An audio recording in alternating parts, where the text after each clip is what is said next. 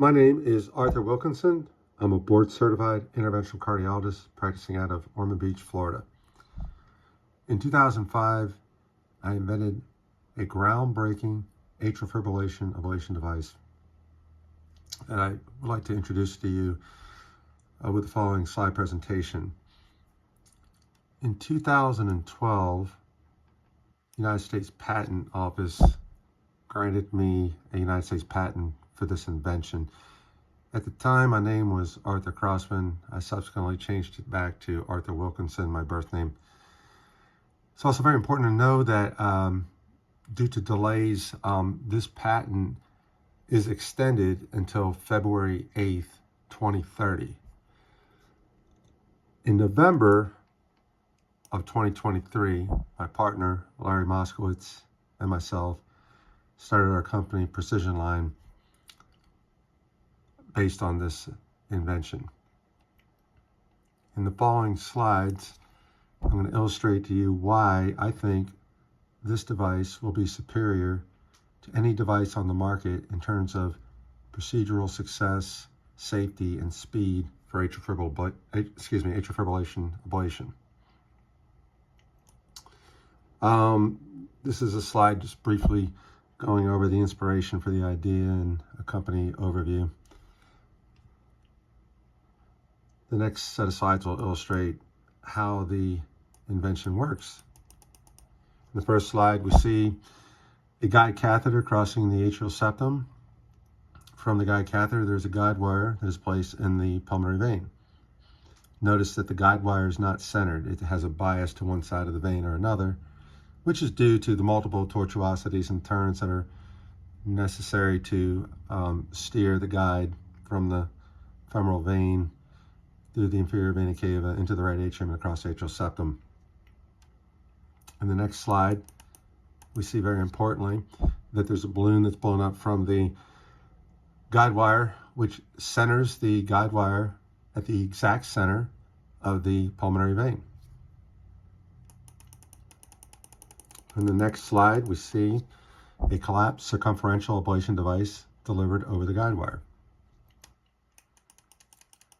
In the next slide, we see this collapsed circumferential ablation device expanded. So the way to think about this is if you took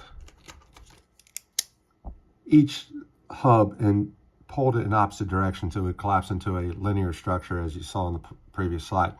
When you push the hubs together, it recreates the bike wheel structure, and you have a continuous circumferential ablation surface, just like the rim of a bike wheel. And also, again, very importantly, as the ablation device is positioned with the guide wire, and the guide wire is perfectly centered by the centering balloon, now the circumferential ablation device will have the exact center of the pulmonary vein as its center. Also, if you use these spokes as a radius, we can make this circumference any distance x from the os of the pulmonary vein, thus ensuring that we're not contacting the pulmonary vein os with any ablation energy, lowering the risk for pulmonary vein stenosis. In the next slide, we see that the ablation device is now pushed up against atrial tissue.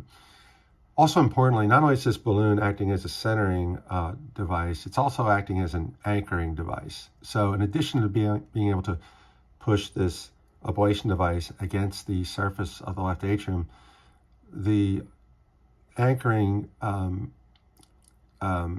properties of the balloon enable a pulling mechanism to also further optimize atrial tissue contact with the ablation surface of the circumference of this ablation device. The following set of slides, I'll compare and contrast our device, our Precision Line device versus FARAPULSE. You see in both slides that a guide is across the atrial septum. A guide wire is placed into the pulmonary vein. However, in contrast, in the Precision Line device, because of the centering balloon, the guide wire is in the exact center of the pulmonary vein os, And in the FARAPulse device, it's impossible to put the guide wire into the exact center, as the wire will inevitably bias to one side of the vein or the other. We also see that the circumferential ablation device is in the collapsed state in this slide. In the next slide, we see that the collapsed circumferential ablation device is now expanded into the circumferential position. Again, the contrast, in the precision line device, there is a continuous ablation surface. There are no gaps.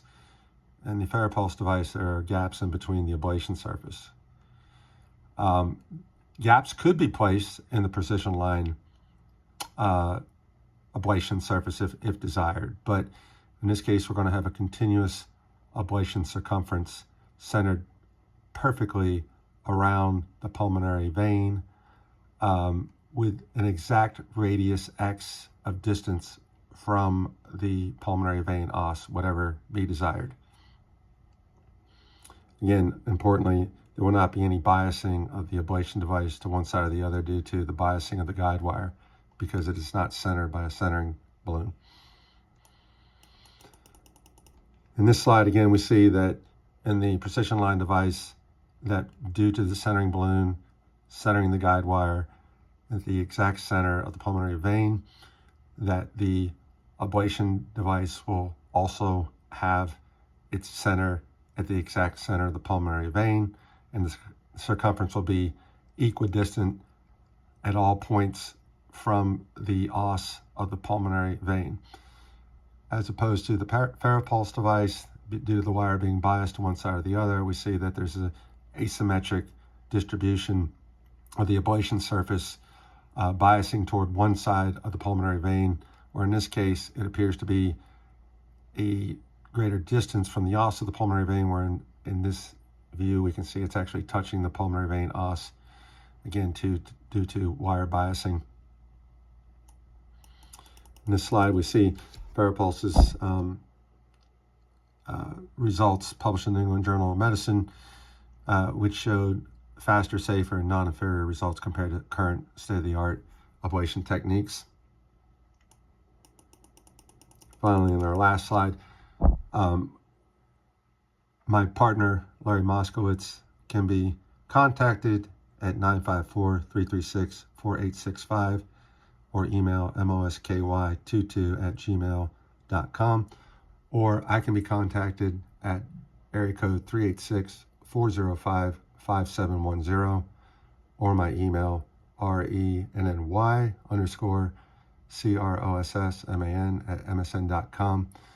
If there are any questions or any inquiries for further discussion, please feel free to contact myself or my partner, Larry Moskowitz.